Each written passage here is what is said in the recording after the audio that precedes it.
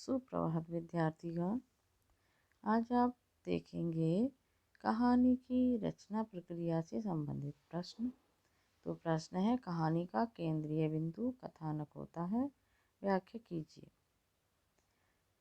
इसका उत्तर है, कहानी का केंद्रीय बिंदु कथानक होता है। कहानी का वह संक्षिप्त रूप जिसमें प्रारंभ से अंत तक कहानी की सभी घटनाओं और पात्रों का उल्लेख किया गया हो। उदाहरण के लिए प्रेमचंद की कहानी कफन 10-12 पृष्ठों की कहानी है, लेकिन इसका कथानक 10-12 पंक्तियों में लिखा जा सकता है। जैसे घीसू और माधव गांव की दो गरीब किसान हैं। बुधिया माधव की पत्नी है। वह प्रसव पीड़ा से कोठरी के अंदर तड़प रही है। कोठरी के बाहर घीसू और माधव अलाव जलाकर आलू भूनने की तैयारी कर रहे हैं। बुधिया प्रसव पीड़ा से मर जाती है। दोनों के पास उसका कफन खरीदने के पैसे नहीं हैं। वे गांव के जमींदार के पास पैसे मांगने के लिए जाते हैं और उन्हें पैसे मिल भी जाते हैं। घीसू और माधव कफन खरीदने के लिए बाजार जाते हैं, पर वे कफन न खरीदकर उन पैसों की शराब पी लेते हैं और नशे में मदहोश होकर गाने गाते हुए मदिरालय में गिर पड़ते हैं। अतः ये कहा जा सकता है कि कथानक कहानी का एक प्रारंभिक नक्शा होता है। उसी तरह जैसे मकान बनाने से पहले एक प्रारंभिक नक्शा कागज पर बनाया जाता है, कहानी का कथानक आमतौर पर कहानीकार के मन में किसी घटना, जानकारी, अनुभव व कल्पना के कारण आता है। अगला प्रश्न है, कहानीकार कैसे कहानी की रचना करता है? कहानीकार कैसे कहानी की रचना करता है? कहानी की रचना प्रक्रिया कथानक के जन्म से आरंभ होती है।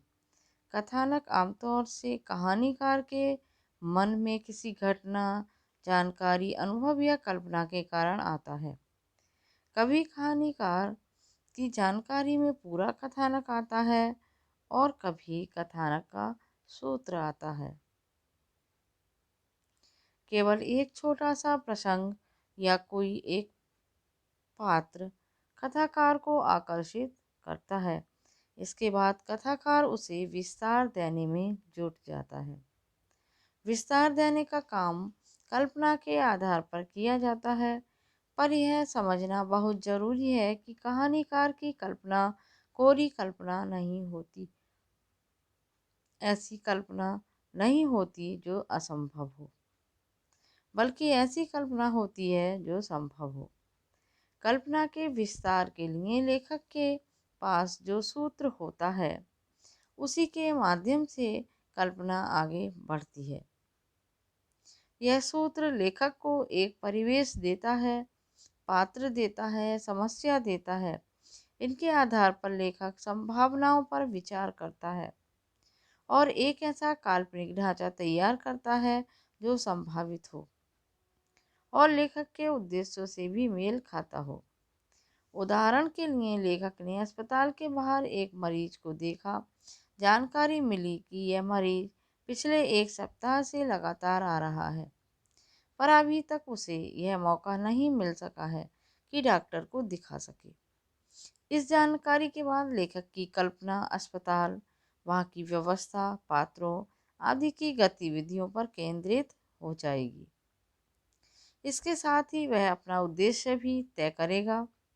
क्या वह अस्पताल केंद्रित कहानी लिखना चाहता है, या वह केवल आपकी पीड़ा तक अपने को सीमित रखना चाहता है, या क्या इस मानवीय त्रासदी की वर्तमान सामाजिक परिस्थितियों से जोड़कर कथानक तैयार करेगा। एक बार फिर इसके साथ ही वह अपना उद्देश्य भी तय करेगा। क्या वह अस्पताल केंद्रित कहानी लिखना चाहता है, या वह केवल आपकी पीड़ा तक अपने को सीमित रखेगा, या क्या इस मानवीय त्रासदी की वर्तमान सामाजिक परिस्थितियों से जोड़कर कथानक तैयार करेगा। तो छात्रों, आप इसको सुनेंगे और पढ़ेंगे, फिर अपनी कॉपी में भी लिखेंगे। धन्यवाद।